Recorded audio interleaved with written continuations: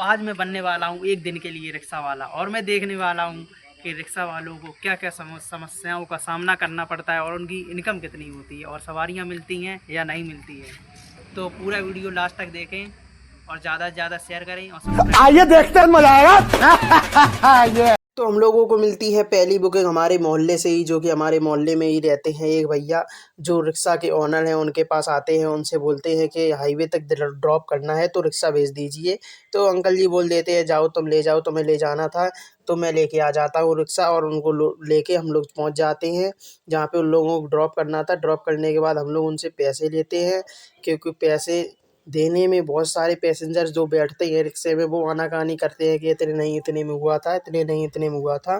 तो ऐसा ही कुछ इनके साथ हुआ, जो कि हम लोगों ने डील 50 रुपए की थी, बट वो लोग हम लोगों को 20 रुपये दे रहे थे। मैंने बोला इतने इतने में नहीं होगा, इतने में नहीं होगा। जितने में उन्होंने डील की है उतने तो देने चाहिए, लेकिन बट वो हम लोगों को 20 रुपये दे के ही चले गए। अब क्या कर सकते हैं, जो दे दिया है वो ले लिया हम लोगों ने अभी। तो अभी हम लोग दूसरी सवारी की तलाश में निकलते हैं। तो दूसरी भी सवारी हम लोगों को मिल जाती है तुरंत, जो कि हम लोगों को पास से ही रिसीव करनी थी, मतलब तिराहे से ही रिसीव करनी थी। रिसीव करने के बाद उनको भी हाईवे पर ड्रॉप करना था। उन्होंने बोला था पहले बावरपुर तिराहे पे जाएंगे, फिर उन्होंने बोला कि हमको हाईवे पे ही ड्रॉप कर दो। तो हम लोग उनको हाईवे पर ड्रॉप करने के लिए चले जाते हैं। तो उनको हाईवे पर ड्रॉप करने के बाद फिर से हम लोग पहुँचते हैं अंदर साइड, जहाँ पे हम लोगों को सोचा था कुछ ना कोई सवारी ज़रूर मिलेगी घर जाते वक्त। तो फिर हम लोग पहुँचते हैं सवारी की खोज में कि कोई ना कोई सवारी हम लोगों को मिल जाए। देखते हैं कि सवारी मिलती है या नहीं मिलती है। बाकी हम लोग जा तो रहे हैं, सवारी मिले या ना मिले ये तो कुछ पता नहीं है। जल्दी से टर्न लेके हम लोग पहुँचते हैं सवारी की तलाश में। शायद हम लोगों को कोई सवारी मिल जाए, जिससे हम लोग आज देख सकें कि कितना स्ट्रगल और क्या-क्या फेस करना पड़ता है रिक्शा वालों को, और सवारियाँ कैसा रुतबा रखती हैं रिक्शा वालों के प्रति, ये भी आज हम लोग जानेंगे इस वीडियो में। हम जिनके साथ रोज़ सफ़र करते हैं, आज मैं उनकी लाइफ जीने वाला हूँ। तो इस वीडियो पे एक लाइक ज़रूर करें आप लोग, और ज़्यादा से ज़्यादा शेयर करें और सब्सक्राइब ज़रूर करें। तो हम लोगों को दूसरी सवारी मिल जाती है संस्कार गार्डन से, जो कि भैया बोलते हैं थोड़ी देर रुको, अभी शादी है, थोड़ी देर बाद चलेंगे, 5 मिनट वेट कर लो। तो हम लोग वहीं पे रिक्शा खड़ा करके भैया का वेट करने लगते हैं कि भैया जी जल्दी आएँ, और भैया जी आ जाते हैं। फिर हम लोग भैया जी को लेके चले जाते हैं ड्रॉप करने के लिए। भैया जी से मैं अपना रिव्यू करवाता हूँ, तो भैया जी रिव्यू करते हैं कि इनसे ही सवारी चलवाएँ, बहुत ही अच्छी हैं ये वो। तो बाकी फिर भैया जी को हम लोग ड्रॉप करने के बाद जितना उन्होंने पैसे बोले थे उतने ही पैसे ये दे देते हैं।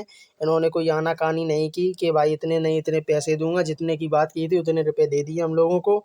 और काफ़ी अच्छे थे भैया, नेचर भी अच्छा था, बातचीत भी अच्छे कर रहे थे, और हम लोगों से बोल रहे काफ़ी बातें भी की उन्होंने, और काफ़ी हम लोगों को मिशन दिया रिक्शा चलाने के लिए। बोल रहे थे बहुत अच्छे ड्राइवर हो, ऐसे ही चलाओ, अच्छे से चलाओ, और मैं सभी से बोल दूँगा कि आपसे ही संपर्क करें किसी को कहीं जाना हो।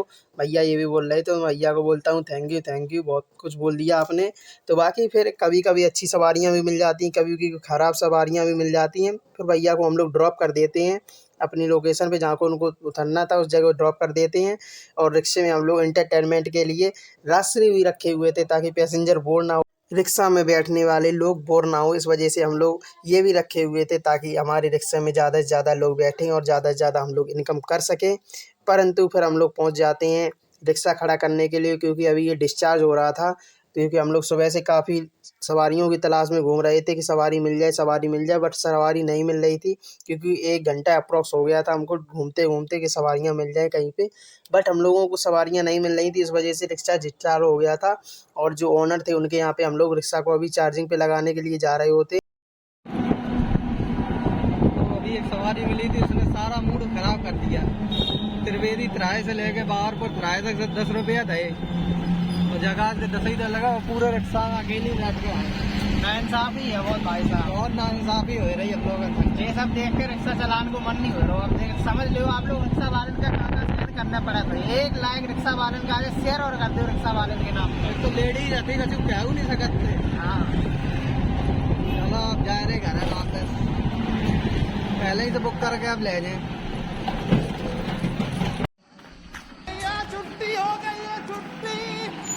एकदम अटका दियो ना। तो अभी एक और सवारी छोड़ के आए हैं, कहाँ तक छोड़ने गए थे? भाड़ा डाल के ये देख सकते हो कपड़ों की हालत, सामान उठा के रखना भी पड़ा और उनके घर पे भी रखना पड़ा। बहुत ही एक्सपीरियंस बहुत ही अच्छा रहा। अच्छा ठीक है।